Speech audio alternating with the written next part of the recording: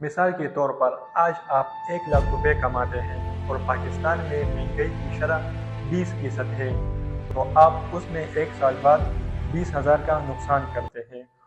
السلام علیکم دوستو، ویلکم ٹو مائی چینل۔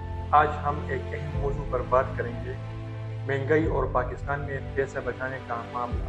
کیا آپ نے کبھی سوچا ہے کہ جو پیسے آپ آج کماتے ہیں کل اس کی ویلیو کیوں کم ہو جاتی ہے؟ دن رات محنت کر کے پیسے کمانے کے بعد پیسے کی ویلیو میں اچانک سے کمی، کیا آپ اسے ٹھیک سمجھتے ہیں؟ اگر نہیں تو یہ ویڈیو آپ ہی کے لیے ہے۔ مہنگائی کسے کہتے ہیں؟ سادہ الفاظ میں وقت کے ساتھ ساتھ چیزوں کی قیمتیں بڑھتی جاتی ہے جبکہ پیسے کی ویلیو کم ہو جاتی ہے۔ مثال کے طور پر اگر ایک چیز آج 100 روپے کی ہے تو کل وہ چیز 200 روپے کی ہو سکتی ہے، اور یہ ایک مسلسل عمل ہے۔ پاکستان میں یہ مسئلہ اور بھی سنگین ہے کیونکہ یہاں مہنگائی کی شرح کافی تیزی سے بڑھتی جا رہی ہے۔ IMF پیٹرولیم مصنوعات میں اضافہ، بجلی کے بلوں کا بڑھنا، ڈالر کی قیمتوں میں اضافہ، یہ سب مل کر روزمرہ کی زندگی کو مشکل بنا رہا ہے۔ حکومت وقت عوام کے جذبات اور زندگیوں سے کھیل کر IMF سے سود پر قرض لیتی ہے اور دعویٰ کرتی ہے کہ اس مسئلے کو ختم کیا جائے گا، جبکہ یہ ایک خوفناک عمل ہے جو ملک کو بربادی کی طرف لے جا رہا ہے۔ جب تک ہم اس کے بارے میں کچھ نہیں کرتے تو یہ مسئلہ حل نہیں ہوگا۔ How inflation affects saving۔ اب سوال یہ پیدا ہوتا ہے کہ مہنگائی سے ہمارے پیسے کس طرح متاثر ہوتے ہیں۔ مثال کے طور پر آج آپ 1 لاکھ روپے کماتے ہیں اور پاکستان میں مہنگائی کی شرح 20% ہے تو 1 سال بعد 1 لاکھ روپے کی خریداری کی قوت 80,000 کے برابر ہو جائے گی، تو وہی پیسہ آپ کو کم چیزیں خریدنے کے برابر ہو جائے گا۔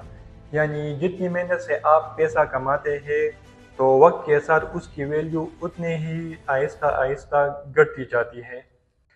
پیسے بچانے سے ہمیں 2 بڑے نقصانات ہوتے ہیں۔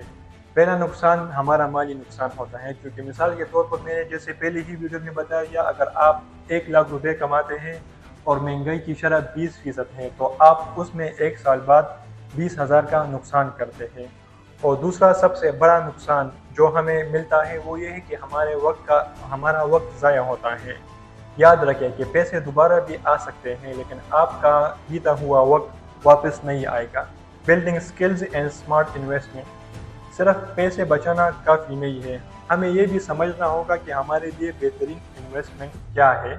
سب سے اہم چیز یہ ہے کہ ہمیں اپنے آپ کو مالیاتی اعتبار سے مضبوط کریں۔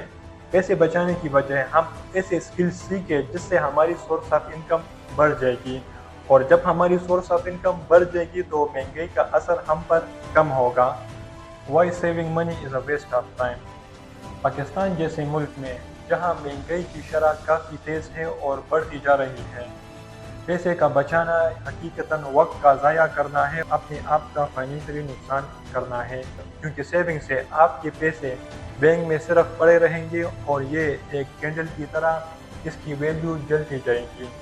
ساتھ ساتھ یہ بھی ضروری ہے کہ ہم اپنے پیسے کو انویسٹمنٹ میں ڈالیں، ایسے ایسٹ خریدیں جس کی ویلیو وقت کے ساتھ بڑھے، جیسے کہ ریل اسٹیٹ، سونے کی خریداری یا اسٹاک ایکسچینج میں سرمایہ کاری۔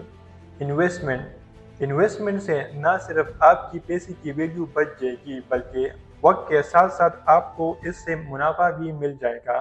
اس لیے مہنگائی کے اس دور میں بچت کی بجائے اپنی آمدنی کو بڑھانے کا ذریعہ تلاش کریں اور ایسے سرمایہ کاری کے موقع ڈھونڈیں جس سے آپ کا مستقبل محفوظ ہو جائے گا۔ انویسٹمنٹ آپ کی پیسے کی ویلیو کو نہ صرف بچا سکتا ہے کہ اس کی وجہ سے آپ منافع بھی کما سکتے ہیں۔